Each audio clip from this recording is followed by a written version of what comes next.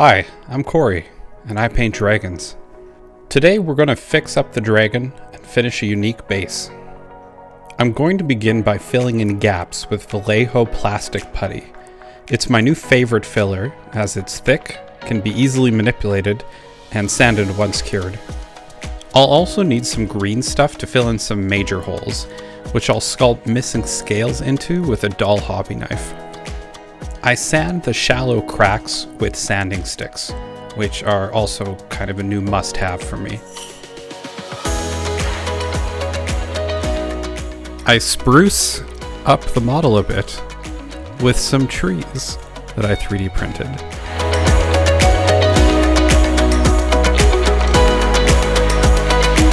I spend an honestly embarrassing amount of time trying to figure out where to put them. I found all three trees standing up to block the sight lines to the model far too much, so I cut one in half and turned it into a stump.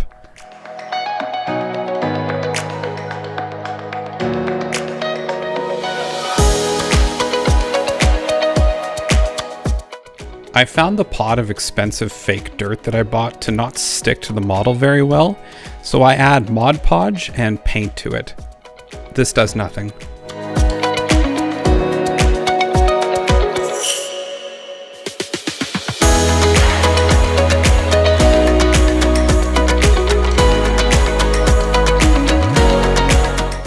My goal here is to make it look like this dragon just spewed fire all over the ground. I'm going to use crackle medium to simulate where it's burnt away vegetation.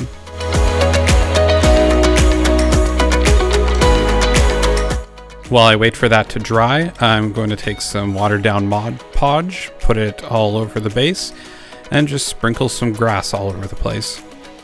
I think this might actually be my first time using fake grass, which is actually kind of crazy at this point.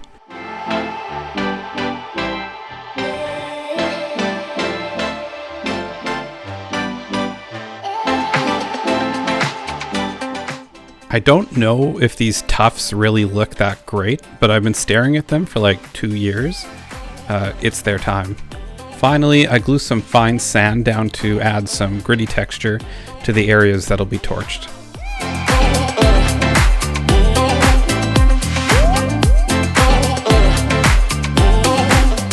I zenithal prime the whole thing and dry brush it with pure white, which doesn't end up mattering, to be honest.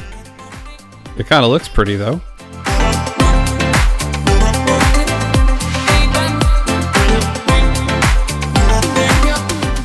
My strategy for the rubble is to just use a blue contrast paint, then layer up into a marine blue, all the way up to white.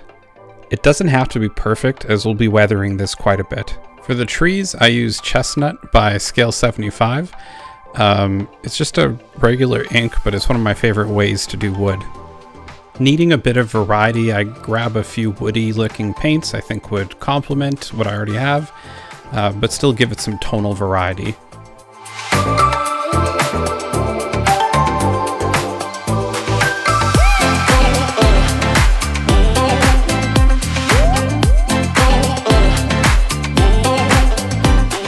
I don't recall having a plan here besides thinking, when I do this, am I increasing the value of tree?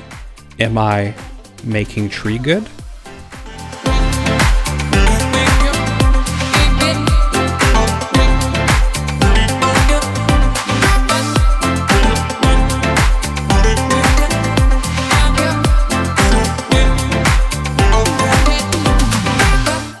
Like I said before, my blends here, they're not perfect, but it's not going to matter by the time we end up adding a whole bunch of grunge to all of this.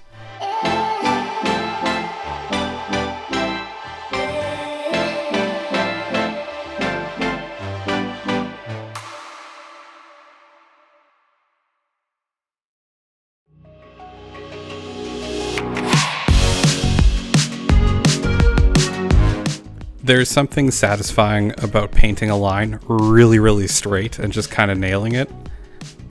Doesn't always happen. Appreciate it when it does.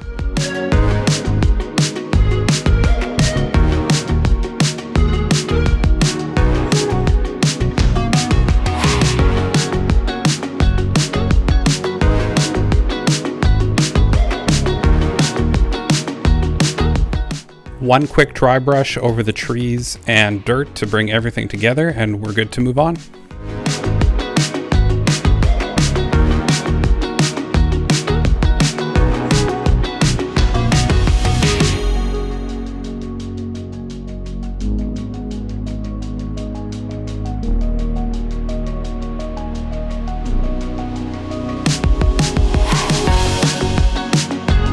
So this enamel wash had like a weird skin on it that I had to break up before I could mix it up. I don't know if that's a normal thing. I've never actually had that happen before. To be honest, this was kind of a mistake though. Some of the high points in the dirt around the ruins of the model, I should have spent more time highlighting them up to a brighter color, because this stuff just went down into the cracks and crevices, but left the high points still dark, so I ended up having to go back later and fix it up a bunch anyway. If you're wondering why the grass is all of a sudden magically painted, well, can you really call yourself an amateur editor if you haven't accidentally deleted unrecoverable footage before? I feel like I've arrived. To add some variety, I mix some yellow ink into my green paint and pick out some spots here and there.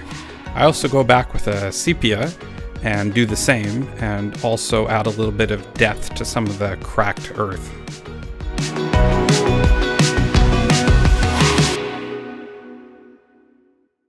I felt like I used way too much pigment powder at first, but I think it worked out in the end. Pigment powder seems to always make everything better. I added some water to the powder while on the model. This makes it run into cracks more, and I find I can get a better dusty coverage this way. I do overdo it a little, but I just add some more powder. It's all good. I felt like I needed more depth, so I go back to my original sepia color and I pick out some lowlights.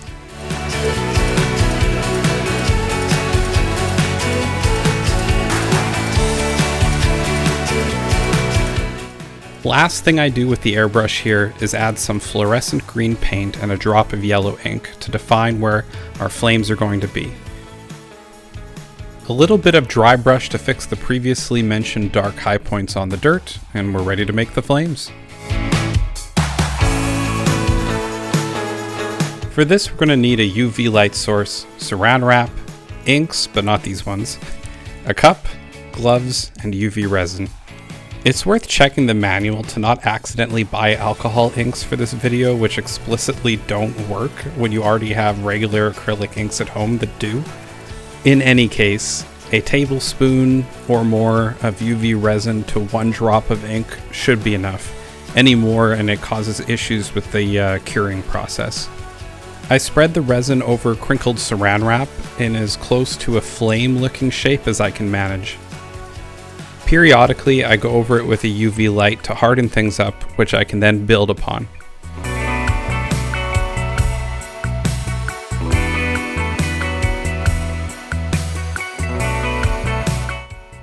I get kind of sick of the little flashlight, so I grab the top half of my UV curing cylinder for my 3D printer, and oh my god, that works so much better. It's like almost instantaneous. If you have something like that, I'd recommend it over one of the little flashlights.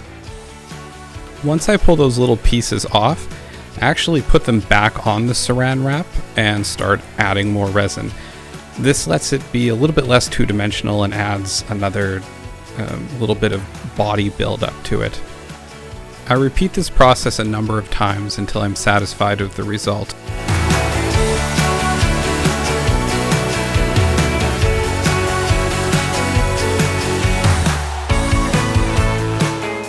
Doesn't this one kind of look like Lady Justice holding up scales and a sword? Right? Right? Anyway, I pick up some of the better pieces and I start clipping them kind of into a more natural fire shape and putting them down on the base in places that make sense. At the start, I use resin to try to cure them into place, but it ends up being really annoying. I eventually switch over to super glue, which I think is a way better option. Apparently super glue can make completely transparent resin go cloudy, but as this stuff is already tinted, it doesn't actually make a difference, and it ends up being way easier. One trick I figured out is to UV blast a cup of resin and stir it until it gets really thick, which is then used to fill out some of the more 2D flames that didn't really develop a body during the previous steps.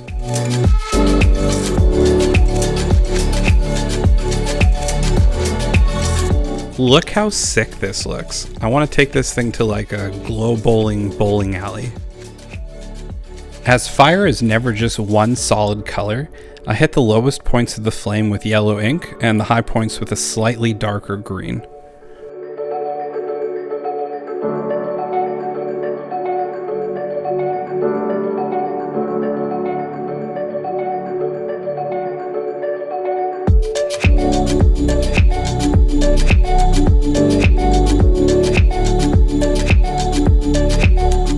Last thing to do is to touch up some of the little details that you never notice until the end of a project.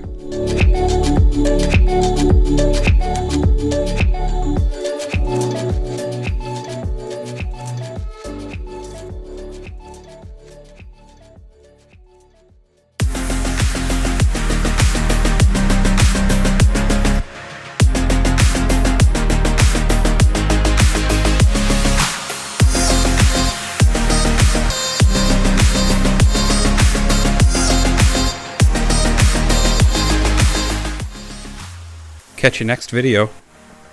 It's going to be dragon time.